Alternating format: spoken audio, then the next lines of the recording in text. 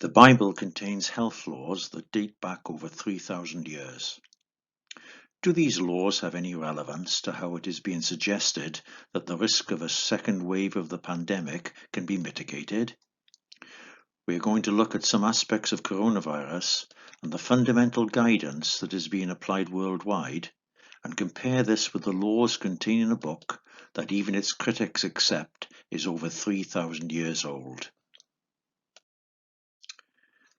There has been great debate as to how the virus made the jump between animals and man. The virus had been identified as being present in bats, and it has been suggested that it was transferred to humans via creatures sold in a Chinese market.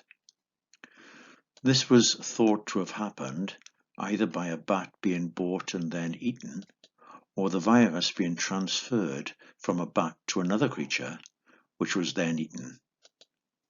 The Bible sets out clear laws as to which creatures are safe to eat. Bats were included in those that were not safe, so identifying bats as a possible carrier of infection. It is remarkable to think that if this Bible principle had been followed, the pandemic may not have happened. We are all familiar with the need to clean surfaces and for the thorough washing of hands. When we shop, we see clean facilities for trolley and basket handles.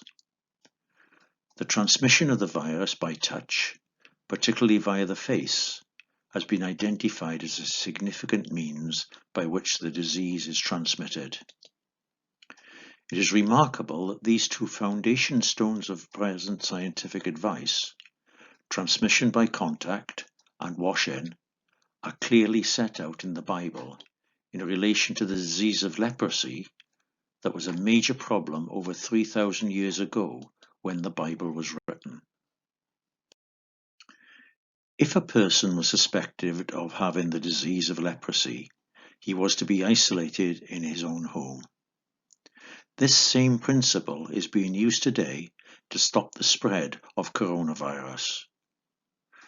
This principle is the basis of the guidance issued on the importance of isolation, which is the reason behind lockdown.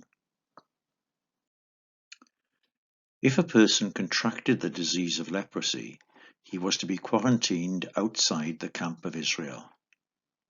This more extreme form of isolation was to be applied when a person presented a high risk to others of contracting the disease.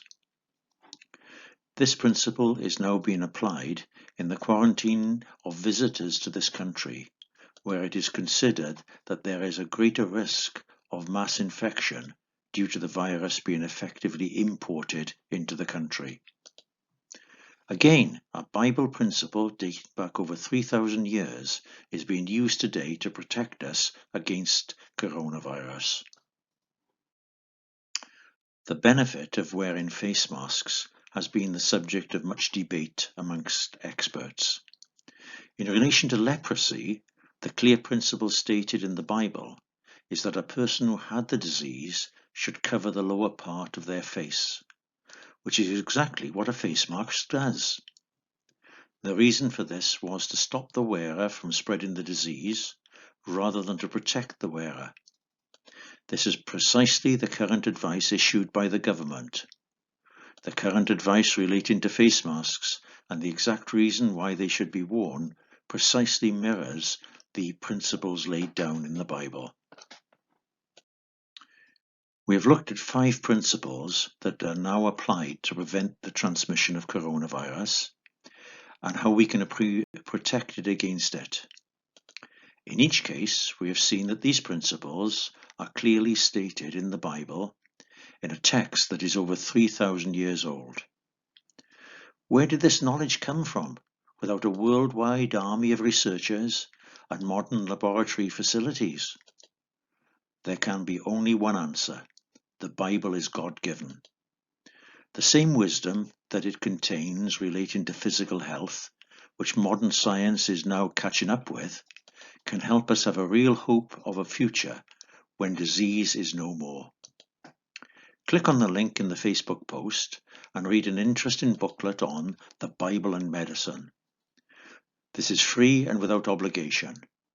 No one will contact you, but if you would like to learn more about the Bible, please message us using the link on the Facebook page.